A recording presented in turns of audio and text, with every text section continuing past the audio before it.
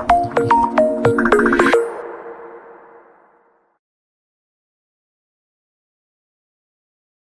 right, so Brian, welcome to the Search Nanaimo show. Yeah, thanks so much for having me on. Yeah, I'm very excited to have White Sails on. Actually, going back to the start of White Sails, I used to live in North Nanaimo, and a neighbor moved in across the street from me, and kind of got to know him a little bit, and he happened to be the head brewer for White Sails, and still is. Apparently, you said he's cranking out heavy metal music and making beer in the background now. Absolutely, yeah. So that was my sort of first introduction, but maybe you could tell us a bit about the inspiration for starting the brewery and how you got involved. Yeah, so White Sails as a business started out in November of 2015, and the business plan had kind of, in bits and pieces, come together in the year and a half before that. So my uncle and his business partner were the two kind of primaries that put this together.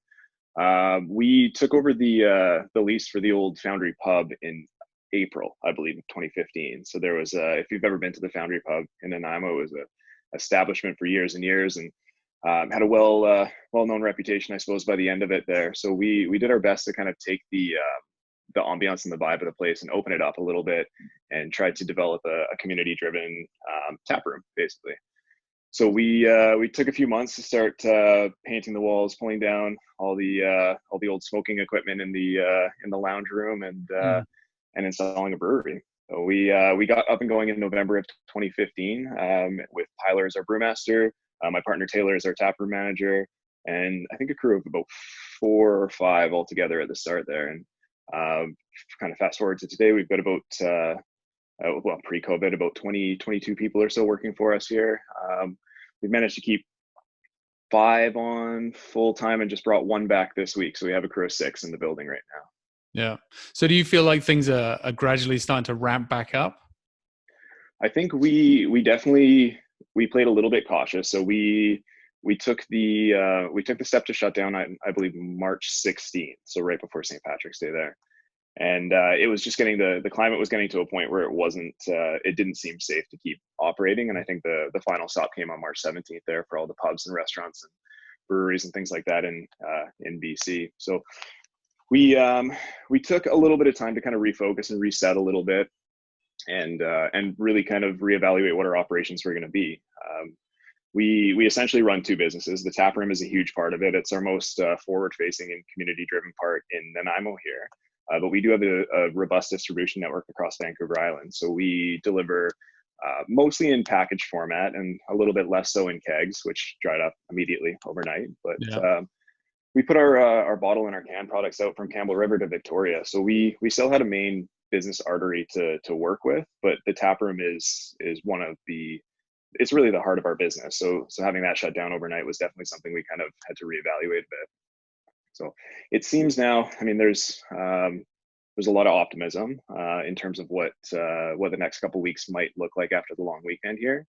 And we're cautiously optimistic that if it's safe and it continues to be safe to do so, that there's going to be a chance for a different version of operations. Definitely not back to where it was before, but in a slightly different way. Yeah. And what would you say over the last 5 years or so have been the highlights for you in terms of running the brewery and kind of, just everything that goes into that? Yeah, it's funny when you kind of step out of the full head down sprint of things of running a business like this. When you're forced to do so in something like COVID here in a pandemic, you can really kind of evaluate and reflect a little bit. And I think we as a business and as a team have all taken a bit of time to kind of reflect on what we've been able to achieve over the last 5 years, because when you're in the thick of it, it's all kind of progression and growth and development and evolution, and you kind of lose sight of where, or you try not to, but I think it's easy to lose sight of where you were at a certain point and how far you've come. So we've been taking a lot of time and sitting down with managers meetings over a couple brews and kind of reflecting on what the heart of White Sails was or is. So we some of the big things that we're really proud of, our beer evolution has grown quite a bit in the last 3 years, and Tyler's a huge part of that. He's an amazing brewer, and with a bit of a structure behind him to allow him to try new styles. We have such a small brewery that it can be a little bit prohibitive for us compared to other breweries across Vancouver Island. I think we're probably the second or third smallest in terms of physical space on Vancouver Right. Island in terms of the brewery itself. And So it can that's always the challenge, right? Like I used to home brew myself, and kind of got into listening to people talk about starting breweries, and kind of dreamt of starting one myself for a while, and then realized it was way too much work and way too expensive. But people always totally, seem to yeah, put in like, it's like they install a brewery system, and it's like, well, you don't want to go too big so that you just spend so much money, but you also don't want to go too small so you don't outgrow it too fast. It seems to be a common theme. totally, yeah. And I think that was one of the parts that we planned out. We had a 5-year progression plan for what the brewery was going to look like, and we do have physical space. Like this building is probably one of our biggest assets. It's been amazing for us to be able to have the tap room upstairs, but have a ton of physical warehousing space downstairs, and been able to move our production space downstairs to make more room in the brewery for more tanks and things like that. So we've grown to a point where the next stage is a huge expansion, which is awesome. This was kind of our terminal where we wanted to be at 5 years. So it was, but even still, having a really small space kind of narrows your availability to do wild and crazy things. So you haven't seen a true sour come out of our brewery yet, because our physical confinement of space is just too challenging or there's too much risk essentially of transference of that bacteria to other tanks. And you wouldn't want our Yeah. Benson IPA tasting skunky and sour when you're trying to make That'd be a good. sour beer in an adjacent tank. Exactly, right? So I think we've done a lot in terms of processes and procedures in order to allow Tyler's creativity and the kind of artist in him to really come through. So some of the beers Mm. that we've made over the last year and a half have been some of the favorite ones that have come out. I Yeah. think our branding and our positioning in the industry kind of reflects that a little bit now. Yeah. I think he told me once he did like a peanut butter and jam Yeah, yeah, cocktail or yeah. something.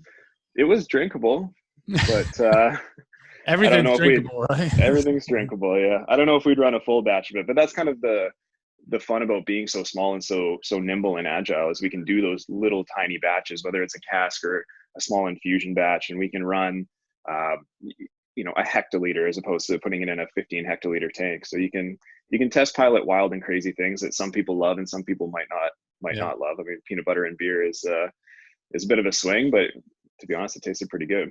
Yeah. What's your favorite beer? Um, I fluctuate. Like I get very sick of the beers after a while and have to go to another brand. So when we first started out, the Mount Benson IPA was my favorite. That was just such a classic Northwest IPA and Mm. well executed. Tyler's known for his hoppy beers, and he just hit it out of the park right off the bat with that one there. And it's continued to evolve and grow, but it's kind of kept the same core flavor profile. So that's always going to be one that's near and dear to our hearts, or to Yeah. my heart. The Circle Route Hazy Pale Ale that we put out is absolutely amazing. We're actually test piloting a new version of that right now with a slightly different hop profile. So Are you it's, drinking it's beer right now on the interview? Because now I'm feeling left out. Are you yeah, tasting yeah, yeah. something? We should have sent some over to you beforehand. Yeah, doing a little quality control here with Tyler. Yeah. But yeah, it's it always changes. I've been really happy with some of the new Quebec yeasts that we've done. We've done the Shearwater Kiwi IPA, which had kind of tart and funky flavors to it.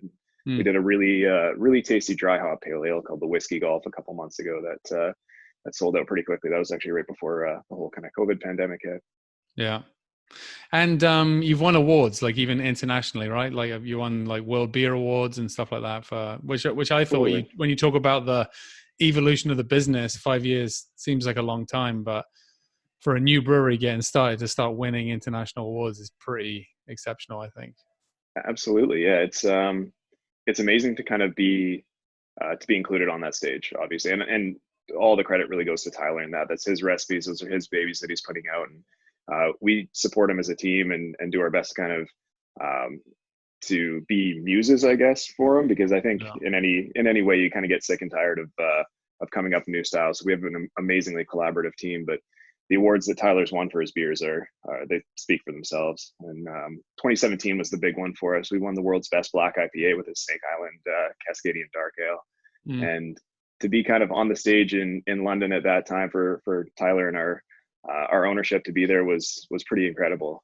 Yeah. A small Vancouver Island brewery in Nanaimo with a tiny little production system and a big tap room. To be able to kind of compete on the world stage like that was amazing.